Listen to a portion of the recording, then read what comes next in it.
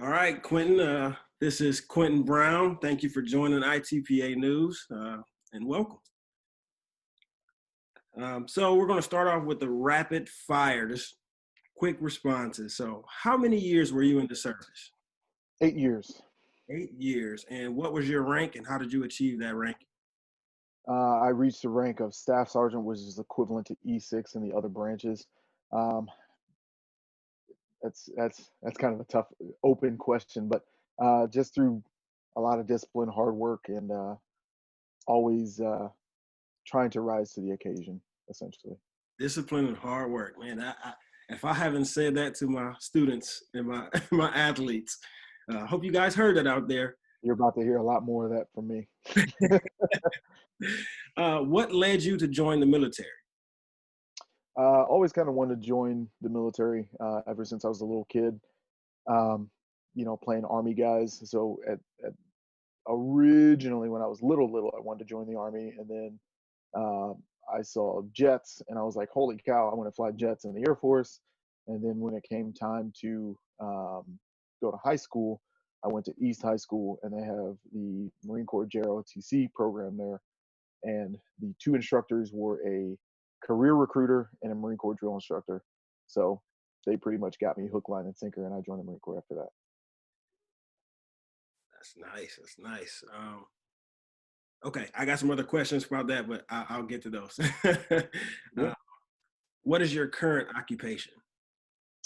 Right now, I'm a firefighter and medic for three different departments. So I'm full time at Cleveland, part time at Copley, and part time at Medina Fire Department. Hope you guys are Oh, hearing yeah. this out here. Hope you guys are listening and paying attention. So, why did you want to become a firefighter after you ended your career in the service? So I actually didn't. So after I got out of the service, I worked at Apple for a little while. Um, yes, that Apple, selling iPhones, Macs, iPads. I mean, everything you could sell in that store, I sold. I was very good at it. I was good with customer service. However, retail was not it for me. And I always felt a calling. I had like kind of the warrior mindset, the warrior's heart, um, and I missed combat. Not that I'm like a some sort of war junkie or anything like that, but it's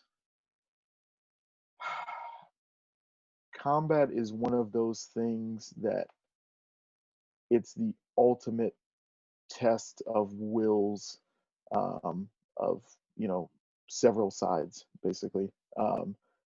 Everything was life and death.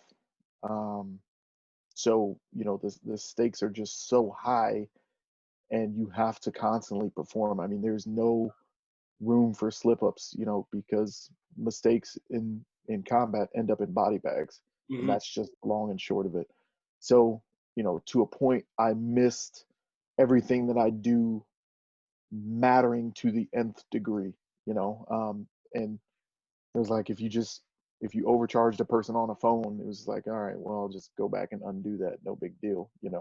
Oh, so what? A customer's mad at me and they're yelling at me. I really don't care that much, Right. but so I miss that aspect of it. And uh, my wife and mom both encouraged me to check out the fire service. And then my wife's uncle, who's an Akron firefighter, actually told me about Akron's test coming up. And I took the test, went it all in, and I didn't score as highly as I wanted to on Akron's test, but then I just took Cleveland's test for fun, and they kept calling me back. So Yeah, that's that.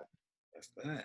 So this is your answers are they're so good. I'm gonna skip over the questions I had and just jump. Okay. So you talked about having a warrior's heart. Dive, Hmm. dive more into that because I think having that warrior's heart can be applied to life, to life Hmm. as a civilian. Just dealing with, hey, yeah, we all have problems that we're dealing with, but Sure. you got to get through it. You got to keep moving. You got to do what you got to do. I talk about a lot about Trevor Mawa in his book, and he talks about it takes what it takes. Sometimes it takes what it takes. You just get Excellent book. the job done. Yep. Excellent book. Yeah, so I mean, as far as a warrior's heart goes, I've always had this kind of um, intuition, I get, or not intuition, but inclination to help others, never shy away from a fight. Even though you might be nervous, sometimes it got me in trouble in school. I got into several fights, and I'm not super proud of being negotiating or stifling my emotions to stay out of fights, but kind of was what it was. You see that a lot in the military, that you'll see a lot of the pipe hitters who are, you know, good soldiers, airmen, sailors, and Marines uh, that got into fights in high school or middle school, things like that. Guys that don't necessarily shy away from trouble, Hmm. but they don't go necessarily searching it out either. They push the envelope a little bit. Not that I'm suggesting to anyone that you should go out and get in fights. Not suggesting that. Um, but what I am suggesting is that the type of personality of mine that I'm describing is people who are, like I said, willing to bend the rules a little bit, push the envelope, get the most out of a situation, and life. Um, so the warrior's heart. Yeah, I've always had that kind of default aggressive mentality. That's a Jocko Willink quote. I'm going to quote him a lot too. Yeah. Uh, Man. Default aggressive, just go and get after it sort of thing. And I've always been very good at compartmentalizing. Sometimes even to a fault.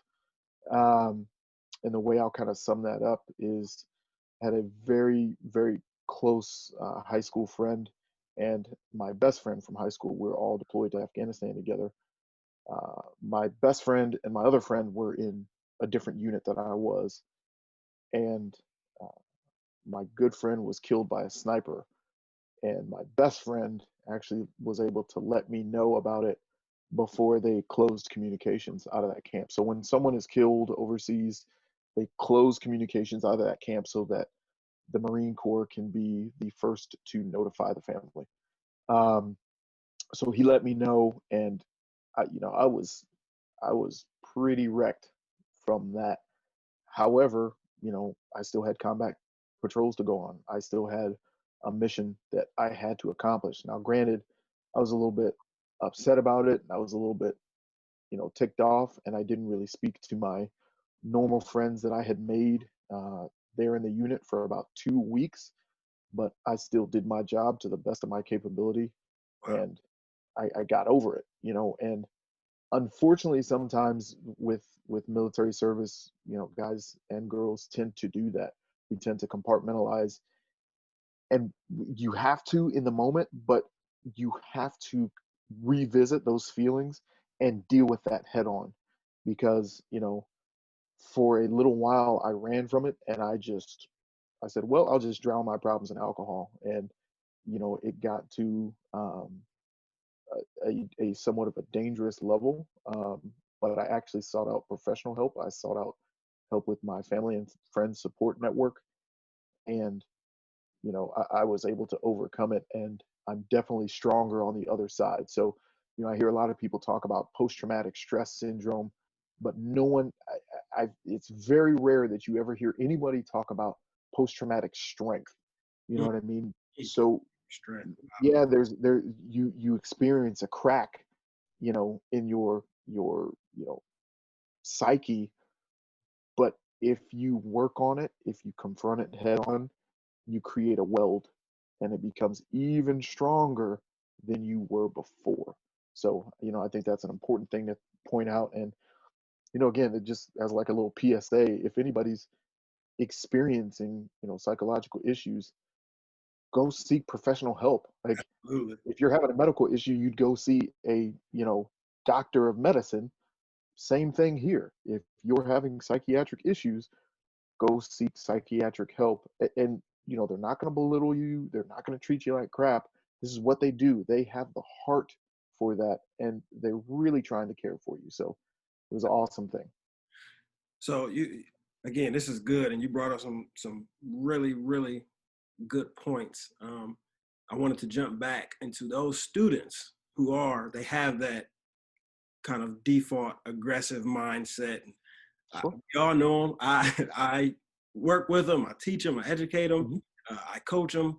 Um, I think it's important for multicultural education for those students to see.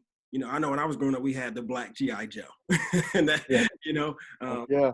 but I think that was important to see. A Absolutely. black Marine, a Hispanic Marine, a Asian Marine, a black principal, a white principal. I think it's important for students of all cultures to see different ethnicities, and not only in leadership, but in just in different positions. Um, Talk to me about how you feel about that, and also how do we recruit more uh, youth into the Marines, especially youth of color? Hmm. So I'm actually going to touch on one of the questions you sent me here because I like how it was worded and allows me to segue into this very well. So you had asked, um, do I feel, and not to answer your question with a question, but you asked, do I feel that, people of color are underrepresented in like the military or the fire service? Right. Yeah. Well, that kind of depends on what you mean. If you mean numerically, statistically, are we underrepresented? Sure. But numerically and statistically, are we underrepresented in the United States itself? Absolutely. Mm, That's why we're minorities, you know. right. And not to kind of say duh, but the military, the fire service, police, all these different occupations typically are cross sections of US population. So we're the minority in the US, we're going to be the minority in, the service or the fire service. Just kind of is what it is. Yeah. However, that being said, do I feel we're underrepresented in spirit? Absolutely not. Reason being, there are, many uh, people of color in the Marine Corps, in the fire service, um, and those are two organizations that I really love that have a storied and hallowed past Hmm. of traditions and excellence. And there are many guys and gals of color that fit in there. Hmm. And there's stories about these peoples, and even in my personal dealings, I've met several black senior enlisted officers, um, in the Marine Corps and even in other branches because we worked with other branches from time to time, and in the fire service, and they're outstanding folks. And you know, kind of the one thing I loved about the Marine Corps is you kind of become blind to race a Hmm. little bit. And granted, obviously your culture and your background will obviously influence how you carry yourself day to day and how you problem solve and yada yada yada. However, in the Marine Corps, it very much became one team, one fight. We are so mission oriented that whatever personal crap you got going on, hey, you need to put that on the shelf. Yeah. And we're dealing with the mission, and that creates such a strong brotherhood uh, between Marines. So again, are we underrepresented in numbers? Yeah. In spirit, absolutely not. Hmm. And a funny saying we have in the Marine Corps is, there are no black Marines, there are no white Marines, there's just green Marines. You're either dark green, light green, and it's not a politically savvy term these days, but it was one that a lot of Marines adhered to, and we just carried on with the plan of the day. It doesn't matter what you look like, what your religion, background, whatever. And that being said, I had very close friends that I still talk to this day on a weekly, daily basis sometimes, uh, that are in different states. Some guys are in different countries. I actually just had a Facebook phone call with one of my buddies who's a gunny in the Marine Corps who's in Okinawa right now. And we still keep in solid contact. I have my best friends in California. Yeah. Um, So, and like I said, from that, you have all sorts of socioeconomic backgrounds. I mean, I had friends that were from Wall Street. I had friends that were former gangbangers. So, when you can take that many people and just bring them together to do one thing, race is the least of your concerns. And so that right there leads me to, you talked about the brotherhood and the coming to one. So I feel like, especially as Americans, I mean, we're all Americans.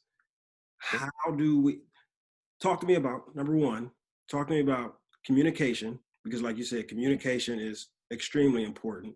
And with that communication, how did you guys form that brotherhood? Because I think that is what's lacking right now in our society is number one, communication. We can't talk to each other and have these Right. debates and different types of seeing different perspectives. And then two, we how do we pull that together in society today? Um, so that's kind of an odd question, and the answer I give people is typically not the one they expect. So in the Marine Corps, we have the mission, the unit, the team to unite us. You know, keyword and unit without the Y. Major pain quote there. Um, so it's very easy to come under unification in the Marine Corps because I mean everybody joined the Marine Corps. So it's not too difficult there if you just kind of put the mission first. However, transitioning to the civilian world, the one thing that a lot of service members will tell you when they leave the service is there's that kind of culture shock of coming back to civilian life, and it's like you don't have a mission anymore.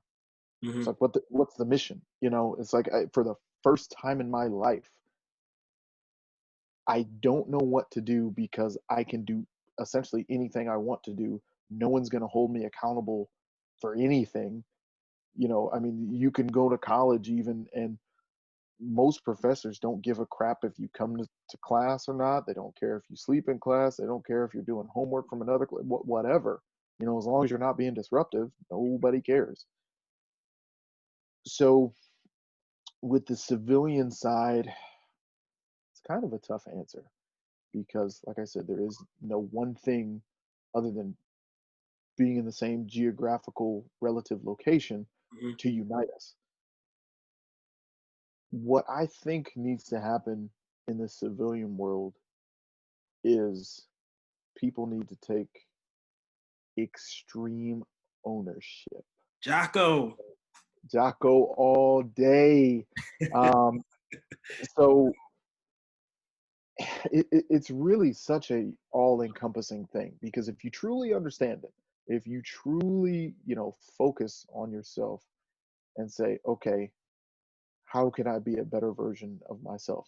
Well, it's naturally going to lead itself unless you're a total, sociopath or a total self-obsessed person to help serve other people because I mean, in order to spread good, you have to help serve other people.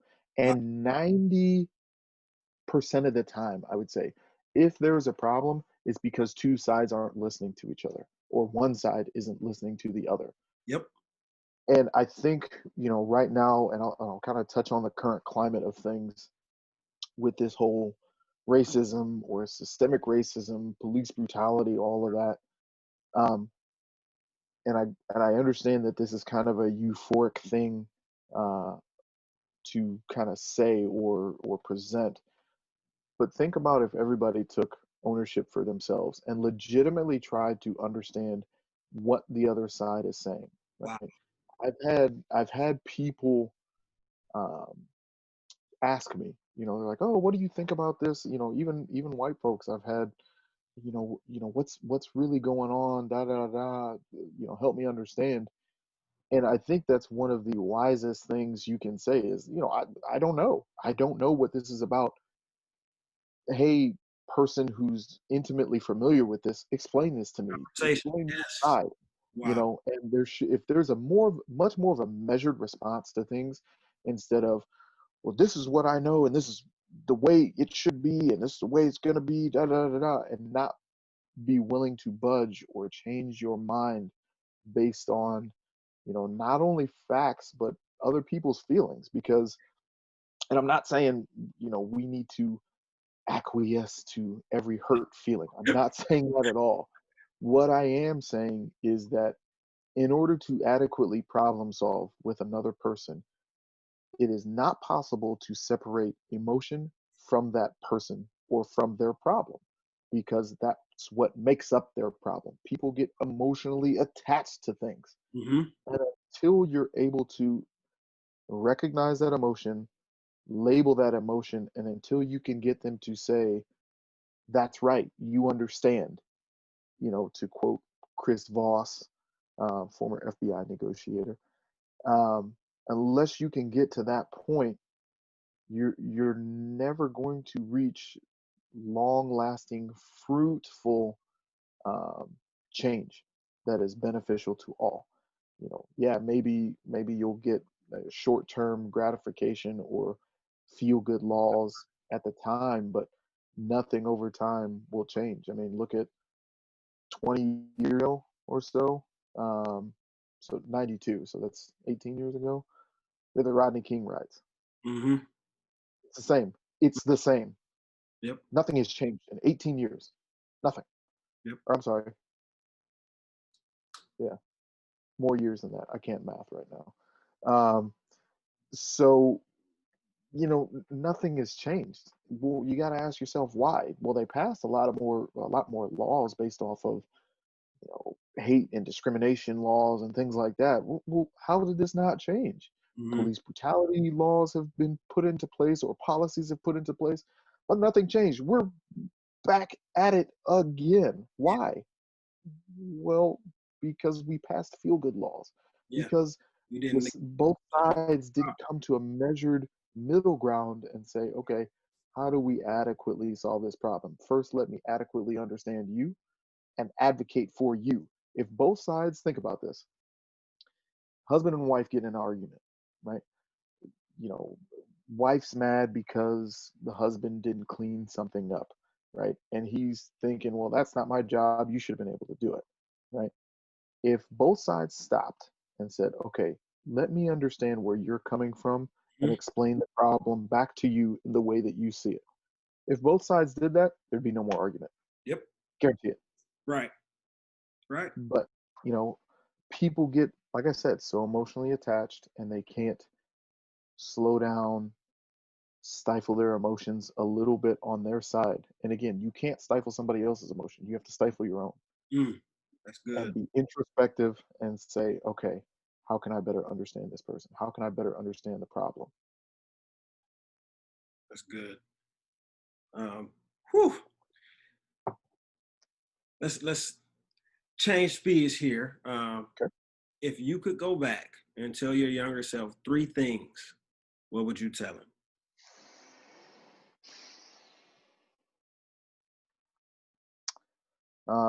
Thing number one, I would tell myself, you don't know everything.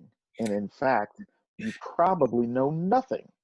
Um, so keep your mouth shut and your ears, eyes, and mind open to Mm. new things, open to new experiences, open to being changed. Hmm. Uh, not that I didn't do that to a certain extent, but I mean, you can always do it better. Absolutely, always do it better. Let's see, the second thing, read. Read everything you can get your hands on. Um, whether it be, I- I tend to be a more nonfiction fan, and I like to read books about improving myself or books about history, things like that. Um, that's just me personally. However, I have been known to take a look at some fiction. And I've learned quite a bit from fiction, even because fiction is simply a, a hyper exaggerated uh, version of what the author views life to be. So there's a lot of lessons to be learned from those sort of things. I mean, there's a reason mankind loves the stories of us overcoming some sort of monster or great evil or ancient thing. We love the hero stories. We love to see the hero fall and rise again. You know, there's reasons for that because that's our history. That happens, Yeah. you Right. know, but it's just a hyper exaggerated form of it. I think that people, when they read, it improves their intelligence, it improves their cognition, and for that matter, write too. You know, after you've read, write. That it will expand your mind and expand your creativity. Learning without reading, I'm not going to say is empty, but it's close. You can do things, you know, monkey see, monkey do, but without the reading and understanding the why, understanding the science, understanding the history, understanding the mathematics of things, um, it'll only be a half truth to you. Yeah. So, you know, kind of another PSA: read everything you get your hands on. Um, so that's the second thing. The third thing, directly quoting Jocko: discipline equals freedom. Mm. So discipline in all things. Now, again, I want to, you know, preface this with saying I'm not saying be a robot. Don't do that. You know, all work and no play makes Johnny a dull boy. However, if you're going to do something, be default aggressive. Go forward and crush it to the best of your ability. If you fall short, so what? So what? At least you've learned. Um, One of the biggest things with discipline equals freedom for me, is not procrastinating. Mm. Um, and I think a lot of people have that issue of procrastination being a killer. If you can change your mindset to realize that when you waste time, time is the only real currency, if you think about it, right? Time is the only thing that everybody has the same amount of, same exact amount of, right? Now, you can choose to give your time to something or give your time to someone in service, or you could take someone's time, um, you know, like putting your kids in timeout or taking their freedom, which is kind of like taking their time. Um, but if you make use of your time adequately, no one can ever rob you of that, Mm. right? And when you realize that time is life, and then you think about it, and I mean, you get this whole paradigm shift, right? And then you realize, oh man, when I'm wasting time, I am wasting my life. Mm. Time wasted is life wasted. And That's to powerful. think about that, if someone were to take all the minutes, seconds, and hours that you wasted, and you know, I'm not saying like, you know, recovering or just relaxing. Relaxing and recovering is super important. Sleep, super important. Having fun, super important. But just doing nothing that's not good for you, if someone stacked up all those seconds, minutes, hours in front of you, I promise you probably pass out Yeah. Yeah. because of all the life you just wasted. You know, so discipline equals freedom. Don't waste your time. Don't waste your life. Don't let other people waste your time. That's one thing I tell people who are looking to join the military is they say, you know, well, you know, what do I need to know? And I tell them, hey, discipline equals freedom. Don't waste your time. Don't allow anybody else to waste your time. There's a lot of stuff you won't see in the, you know, super cool Navy SEAL commercials and the super cool Marine Corps MARSOC commercials. You won't see all the time that's just spent sitting around waiting for the next order. Wow. Don't ever let anybody waste your time. What I mean by that is, yeah, you still got to sit there and wait for the next order, but you could be reading, you could be training your body, you could be training your mind, having conversations with other people to get to a better relationship, a deeper connection, all sorts of things that you can always be doing to improving yourself or helping others improve themselves. Just because you've improved yourself to the maximum level, which I'm gonna tell you ain't possible, uh, because if you think that, then you need to work on your humility. Period. So um, you can always help someone else. Just because you developed your code of ethics and morals and values, maybe somebody else needs help with theirs. Right. So, there's always something to be done, always service to be accomplished. Um, and if you don't mind, I'll do a fourth thing, Oh, actually. absolutely. Um, so the last thing I would tell myself is, directly another Jocko quote is good. Just that word, good. I mean, I have it on my watch. I don't know if you can see that there. Oh, where is it? There Yeah. we go. Good. Yep. So what that means, no matter what happens in your life, whether it be tragedy, triumph, whatever, find the good. And I don't mean to be, Mr. Positive, but find the good. Like Jocko says, if you're doing some jujitsu, you get tapped out. Hey, good, you learned. Yeah. If you studied hard, you worked hard. For instance, I'll give you an example of my own. Um, I was studying for a paramedic exam on Cleveland Fire, and I missed it by 2 questions. 2 questions. Infuriating. Mm. But I said, good. Now I get to learn the material better. I Mm. get to work hard and understand the material that much better. And this time around, I know I'm going to pass. No question about it. Yeah. And it's going to make me a better medic. Yep. You know, so if you triumph, if you win, hey, success is its own reward, right? But you know, good. Hey, I won, but I can't let this go to my head. I got to keep working hard to maintain this level of success. That's the important thing too. You know, to give a little piece of fiction here from what was it, Batman, the last Christopher Nolan Batman, where he had to fight Bane. Oh. And Bane says, success has defeated you, victory has defeated you. And it's 100% true. Batman was so used to fighting the easy fights, Yeah. kicking criminals' butts all over Gotham. And, when he actually has to fight someone that's about their business, he got his tail kicked. Yeah. Yeah. Yep. Victory defeated him. He got soft. You gotta be getting after it all the time. And that'll bring me back to discipline equals freedom. Get after it.